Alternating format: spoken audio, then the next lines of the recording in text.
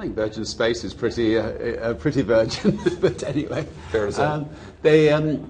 No, I think there's a choice. You either innovate from scratch, like with Virgin Galactic, or you take on tarred big industries and get in there and shake them up and try to try to innovate. And you're only going to succeed if you're a smaller company against a bigger company, if you're radically different, if you're radically better. Is there a common theme that you see in all the industries that you're in, all the businesses you're in?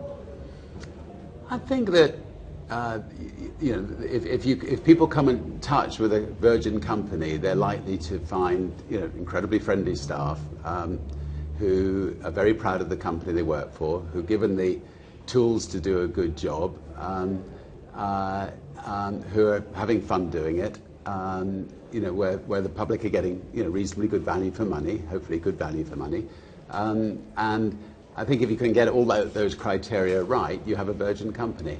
I watched you did a flight out of Terminal 2 when it opened, and Spaceship Water, the plane came next to us, and I saw you look at one of your employees who was concentrating on something, and you gave him a little thing asking him to smile. And I thought that was an attention to detail, but it was also said something to me about the experience of the sort of Virgin America thing. What do you give up by asking people to have fun, by leaving them time to do that? Well, I hope with most of our employees, fun just comes naturally, because I think I think if you give people the right tools so that they're not having customers complaining all the time about the horrible company that they're working for, there's no reason not to smile. There's no reason not to have fun and enjoy what you're doing.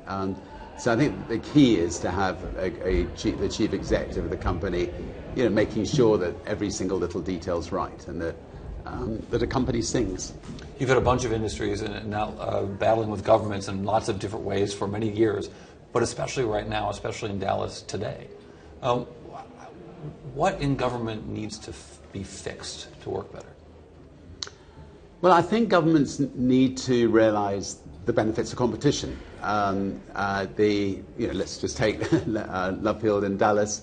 90% of the slots are controlled by Southwest, and yet the local government there are thinking of giving the final 10% to Southwest rather than letting in Virgin America to compete. And it just seems, very screamingly obvious that the people who live in Dallas and the people who are traveling to Dallas will benefit from competition. I think there is a danger that when a company becomes so dominant in an area, they get to know everybody, that priority of not wanting to upset them perhaps comes before the real priority, which is competition is of benefit to everybody. The notion that the bigger companies can innovate better is it sounds like what you're saying is really smaller companies are the ones that need help from the government more than bigger companies. Oh yes, I mean, smaller companies are the ones that keep the big companies on their toes. Without small companies, we started 30 years ago with one plane against British Airways. They didn't have seatback videos. They dumped a bit of chicken on your lap. The cabin crew didn't smile. The lighting was dreadful. Every part of the experience was abysmal. We came in. We were the first airline in the world to invent seatback videos. We had stand-up bars, and over time, BA had to respond. They had to compete, and so they got better. The big carrier got better, and we did fine as well.